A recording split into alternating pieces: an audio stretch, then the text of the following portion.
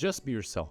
This is advice you likely heard from your mom when you're in first grade trying to make friends. The type of advice that we all collectively roll our eyes at. Anyone who has interacted with the world and tried to get something out of it knows that just be yourself doesn't cut it. You likely had to improve how you work, how you write, how you talk, how you look, how confident you are, etc.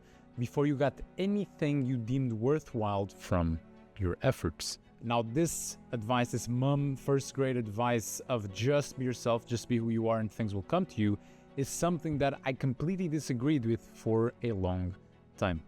However, I was wrong. Well, partially at least, and that's the whole point of this video today. Because while we have to continuously improve who we are, what we do, and how we do it, we also simultaneously have to just be ourselves. Contradictory idea, however, it works. And there's no better place than nature to see this exact concept in action. Butterfly, a creature we all associate with peace, calmness, and overall a beautiful transformation. An image of a field with a light breeze making the wheat move may come to mind when you think about it. A symbol of elegance and grace. However, it starts out as an ugly caterpillar. Through a very strange process, it wraps itself in a cocoon and completely dissolves. What comes out, to the untrained eye at least, is something completely different than what went in, from mundane to beautiful. A transformation that might suggest that for the butterfly to become this beautiful, free creature, it had to reject everything it once was, the ugly caterpillar. It seems logical. Many of us approach our own self-improvement with the same concept in mind, that we must completely destroy who we are to become something better. Yet, nature tells a different story, because the caterpillar doesn't actually destroy itself. Within its body, even before metamorphosis begins, tiny clusters of cells called imaginal discs exist. These discs contain the blueprint for butterfly parts, wings, antennae, and compound eyes. They were there all along, dormant. The butterfly is not the destruction of the caterpillar and the rejection of what was, but instead it is the fulfillment of what already was there. The caterpillar doesn't need to become something it's not, but instead to become what it was always meant to be. And my friend, the same is true for you. Now, what you call your current self, especially the parts that you must change, that you want to change and a lot of times reject, are not the fullness of you, but simply the stage you are at. They are the stepping stones to fulfill the potential that is already within you. Now, unlike a butterfly, your change won't be a single event. It is a daily, continual process that will only end, if I'm being honest with you, when you are buried 6 feet under. Yet, the core of it is the exact same, a fulfillment of your essence. Now, when you look past all the bad within you, the temptations, the addictions, the vices, you'll find that there is a perfect side to you. Now, for some, this is the creativity you've had since a child. For others, will be your natural ability to see patterns where others see chaos, and perhaps it is your innate persistence that keeps you moving forward when others quit.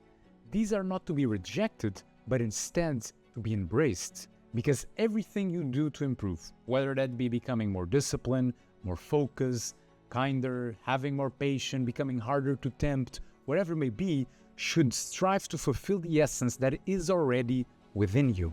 There is a purity and source of infinite value that you carry with you, a fire that is unique to you and perfect as it is. Do not lose it. However, this is not to say that you can simply remain idle. For better or worse, there are many obstacles blocking it from shining. A lack of discipline, a lack of focus, no confidence in yourself, an inability to commit to a plan, a lack of clarity on what to do, etc., etc. Because once you begin this journey, you'll be very quick to realize just how much needs to change. Now, initially, the problem will be, first of all, developing consistency and sticking with the path even when you don't feel like it. Now, this is a plateau that is overcome by, first of all, honing in your goal, then uncovering the why behind this goal, and then finally optimizing the habit setting process behind the main habits to get to the goal.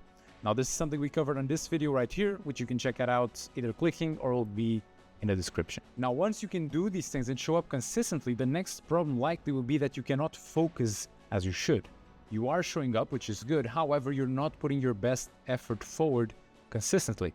Now, this is a plateau that will be overcome by, first of all, simplifying, clarifying your work, removing all distractions that are preventing this focus from shining through, and then developing a routine to optimize and really facilitate the transition from not doing anything or being distracted all the way to starting work as focused as you can. And this is something that we covered in this video right here, which you can click, I hope, or in the description below. Now, most people, if they even solve these problems, will stop here.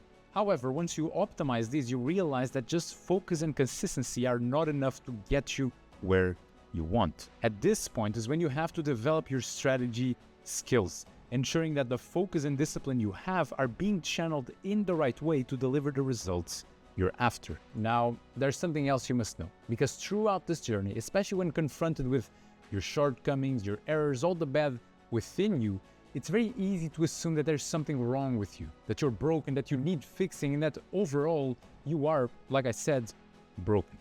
As someone that believed that for many years and struggled with that for many years, I tell you what comes next with as much importance as I can. You must not lose who you are. The bad within you must change. And I'm not trying to make up for that, because you have to change. There's no way around it. However, the core of who you are, the essence that makes you you, must stay intact. Your curiosity, your kindness, your specific way of seeing the world and interpreting things, these are not things to be shunned away and hidden away just because someone told you so. They are to be brought to light. Because, my friend, on the one hand, you are perfect as you are, and simultaneously you are in desperate need of improvement. You must follow your path, because any other will be a complete waste of your time, your talents, and above all, your potential. However, keep relentlessly improving, otherwise you'll never bring forth the potential that you carry within you. Until next time.